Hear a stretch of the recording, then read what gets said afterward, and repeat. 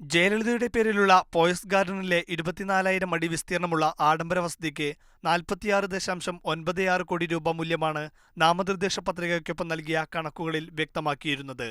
എന്നാൽ 90 കോടിയുടെ real estate value Poes ഗാർഡനിനുണ്ട്. 1967 ജയലളിതയുടെ അമ്മ 1.37 ലക്ഷം രൂപയ്ക്ക് വാങ്ങിയതാണ് പോയസ് ഗാർഡൻ. ഇനി ശശികലയ്ക്കായിരിക്കും ഇതിന്റെ ഉടമസ്ഥാവകാശമെന്നാണ് പറയുന്നത്. തെലുങ്കാനയിൽ 14.5 ഏക്കർ കൃഷിഭൂമിയും കാഞ്ചീപുരത്ത് 3.5 ഏക്കർ സ്ഥലവുമുണ്ട്. 9 വാഹനങ്ങളാണ് ജയലളിതയ്ക്ക് സ്വന്തമായുള്ളത്. ഇതിൽ 2 ടൊയോട്ടോ പ്രാഡോയും ഉൾപ്പെടും. ഇതിനു പുറമെ ആഭരണങ്ങളുടെ വലിയ ശേഖരവും ജയലളിതയുടെ പക്കലുണ്ടായിരുന്നു.